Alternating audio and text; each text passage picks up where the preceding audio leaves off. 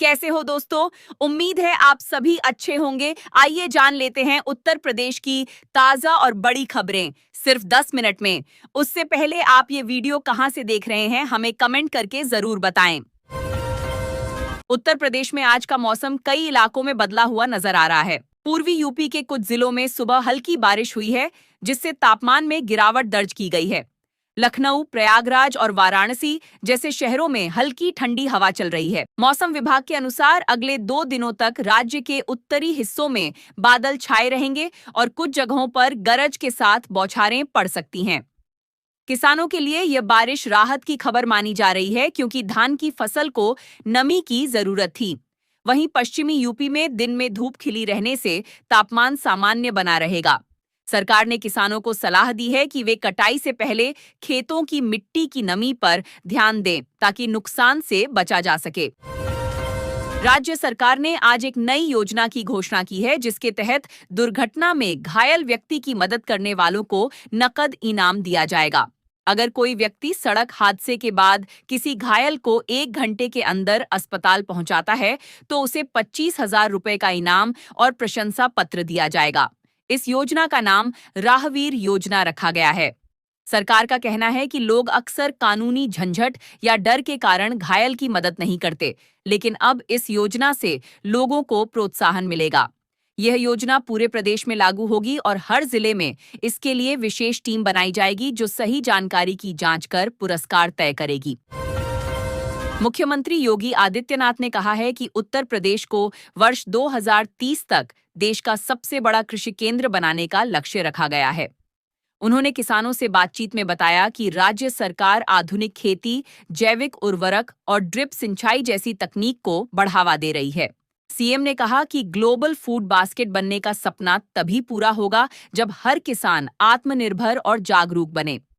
सरकार द्वारा संचालित किसान सम्मान निधि और बीमा योजनाओं को और सरल बनाने के आदेश भी दिए गए हैं, ताकि किसी किसान को परेशानी न हो। त्योहारी सीजन को देखते हुए राज्य में इस बार स्वदेशी मेलों का आयोजन किया जा रहा है। 9 अक्टूबर से प्रदेश के 75 जिलों में स्थानीय उत्पादों और हस्तशिल्प के मेले शुरू होंगे। इसमें एक जिला एक उत्पाद योजना के तहत बने सामानों की प्रदर्शनी लगाई जाएगी। सरकार का उद्देश्य है कि लोग विदेशी वस्तुओं की बजाय स्थानीय सामान खरीदें, ताकि छोटे कारोबारियों की आय बढ़े। इन मेलों में प्रवेश निःशुल्क होगा और स्टॉल मुफ्त दिए जाएंगे। मेले में महिलाओं के स्वयं सहायता समूहों को भी शामिल किया गया है, ताकि उन्हें अपने उत्पाद बेचने का मौका मिले। प्रदेश सरकार ने टेक्सटाइल और गारमेंट्स क्षेत्र में बड़ा निवेश आकर्षित करने के लिए 95 समझौते किए हैं। इन समझौतों से लगभग 1 लाख नए रोजगार सृजित होने की उम्मीद है। ये समझौते निवेशकों और सरकार के बीच औद्योगिक नीति के तहत हुए हैं। सरकार ने घोषणा की है कि सभी परियोजनाओं के लिए जमीन, बिजली और अनुमति जैसी प्रक्रियाओं को आसान किया जाएगा। इस पहल से उत्तर प्रदेश को औद्योगिक विकास में नई पहचान मिलने की उम्मीद जताई जा रही है। शिक्षा विभाग ने सरकारी स्कूलों में उपस्थिति व्यवस्था को पूरी तरह डिजिटल करने का फैसला किया है। अब हर स्कूल में बच्चों की उपस्थिति ऑनलाइन दर्ज होगी और यह जानकारी सीधे मुख्यमंत्री डैशबोर्ड से जुड़ी रहेगी। शिक्षक मोबाइल ऐप के माध्यम से फोटो सहित उपस्थिति दर्ज करेंगे। इस प्रणाली से यह पता चलेगा कि कौन सा शिक्षक समय पर आता है और कितने छात्र नियमित रूप से स्कूल जा रहे हैं। सरकार का मानना है कि इस कदम से शिक्षण की गुणवत्ता में सुधार होगा और जवाबदेही बढ़ेगी। प्रदेश के कई जिलों में बिजली की मांग बढ़ने के कारण कटौती की शिकायतें मिल रही हैं। सरकार ने कहा है कि आने वाले महीनों में बिजली की कमी को पूरा करने के लिए नए पावर समझौते किए जा रहे हैं। राज्य 7 गीगावाट अतिरिक्त बिजली खरीदने की दिशा में काम कर रहा है, ताकि त्योहारी सीजन में जनता को परेशानी न हो। हालांकि पर्यावरण विशेषज्ञों ने कोयला आधारित संयंत्रों पर बढ़ती निर्भरता को लेकर चिंता जताई है। राज्य में महंगाई को लेकर लोगों को थोड़ी राहत मिली है। सब्जियों और दालों के दाम पिछले हफ्ते की तुलना में 10 से 15% कम हुए हैं। खासकर टमाटर और प्याज के दाम में गिरावट आई है, जिससे आम घरों के खर्च में राहत मिली है। वहीं दूध और एलपीजी के दाम अब भी स्थिर हैं। सरकार का कहना है कि आवश्यक वस्तुओं की कीमतों पर लगातार निगरानी रखी जा रही है और जमाखोरी करने वालों के खिलाफ सख्त कार्रवाई की जाएगी।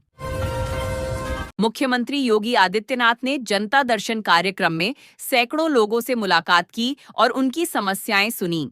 उन्होंने अधिकारियों को निर्देश दिया कि किसी भी व्यक्ति को सरकारी योजनाओं का लाभ पाने में भेदभाव का सामना न करना पड़े।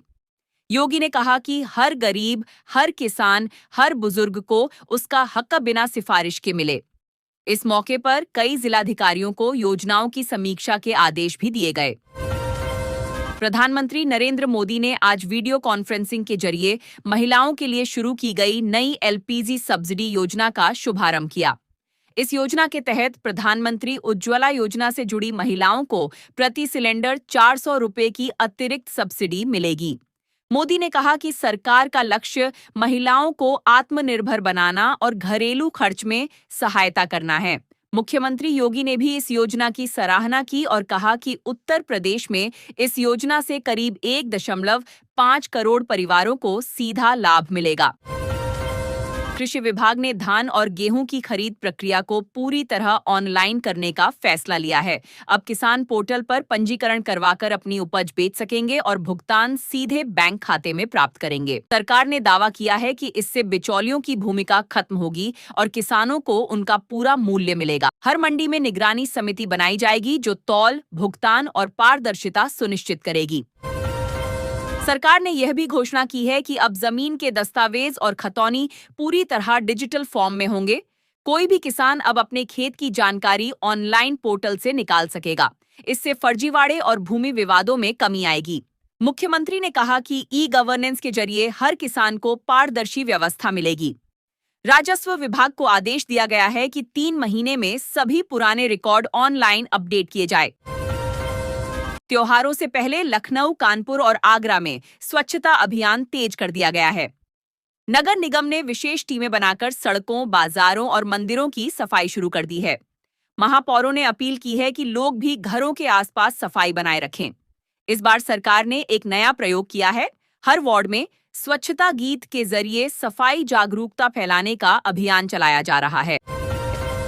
प्रदेश के युवाओं के लिए एक नई पहल प्रोजेक्ट प्रवीण शुरू की गई है।